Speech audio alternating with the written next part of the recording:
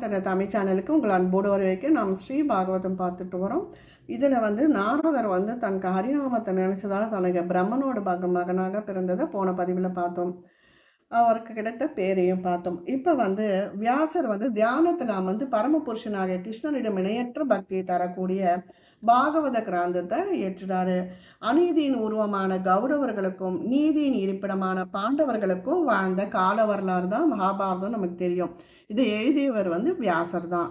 பாரத போரில் இரு தரப்பிலும் பலர் கொஞ்சம் ரொம்ப சுருக்கமாக பார்த்துக்கலாம். ஏற்கனவே நம்ம இப்போதான் மகாபாரதம் பார்த்துருக்கோம்.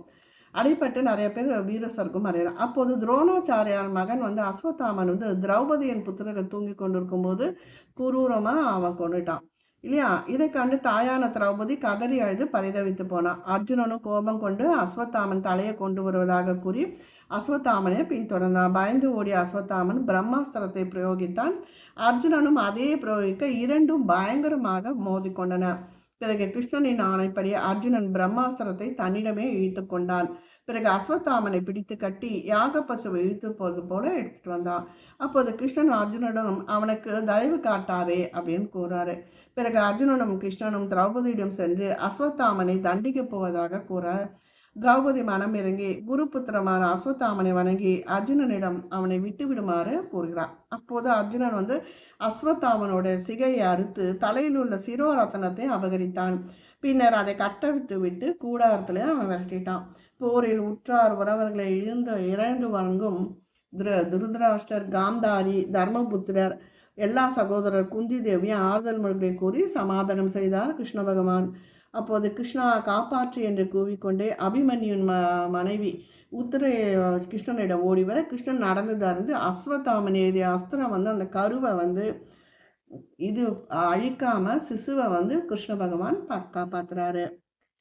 உறவினர் பலரா பாரத போர்ல மடிந்து போனது எண்ணி மிகவும் மனந்து வாழ்ந்தினார் யுதிஷ்டர்.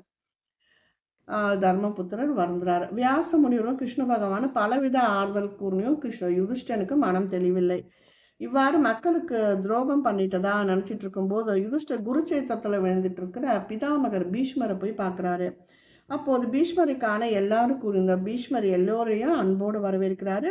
ஸ்ரீ கிருஷ்ண பரமாத்மாவை இதய பீடத்தில் அமர செய்து பக்தியோடு வணங்கி பூஜை பண்றாரு. பிற பாண்டவர்களையும் குந்தியும் நோக்கி சிறு குழந்தைகளான உங்களை வைத்துக்கொண்டு இளம் வயதுள்ள குந்தி தேவி மிகவும் கஷ்டப்பட்டு விட்டாள்.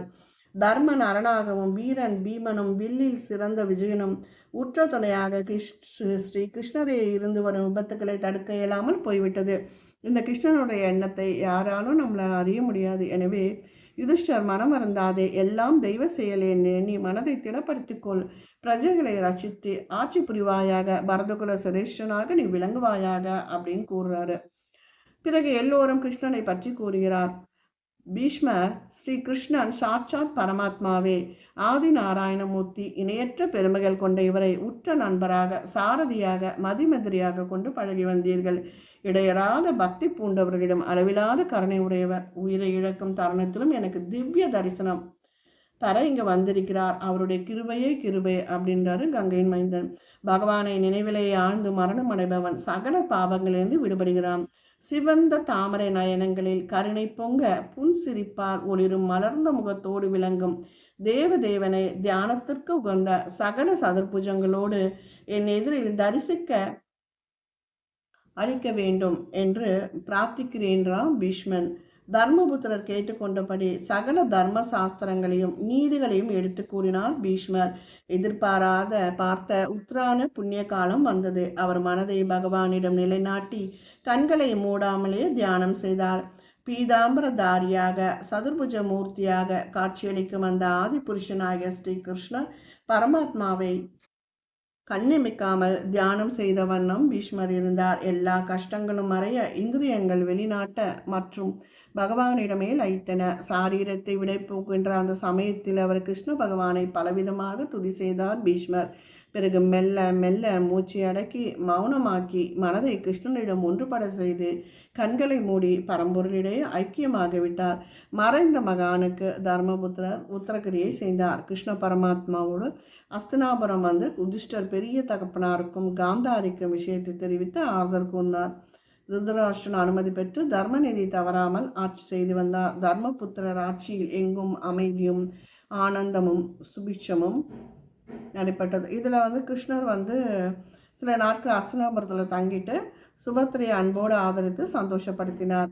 அப்புறம் என்ன பண்ணார், துவாரகைக்கு மற்றவங்களோட சோகத்தை எல்லாம் நிவர்த்தி பண்ணி துவாரகைக்கு புறப்பட்டு சென்றார். வாத்தியங்கள் முழங்க பயணம் தொடங்கி ஸ்ரீ கிருஷ்ணரை விட்டு பிரிய மனம் இல்லாமல் பாண்டவர்கள் அவனுக்கு கொஞ்ச நேரம் அவரோடு போயிட்டு சமாதானம் கூறி அவர்களை விடை அனுப்பினார் கிருஷ்ண பகவான். தேரேறி உத்தவர் சாத்திகி ஆகியோர் துவாரகை அடைந்த போது தனது திவ்யமான சங்கை ஊதினார். துவாரகை மக்கள் 2 காணிக்கைகளோடு வந்தனர். இதோடு இந்த பதிவு முடியுது. அடுத்த பதிவில் பார்க்கலாம். நன்றி, வணக்கம்.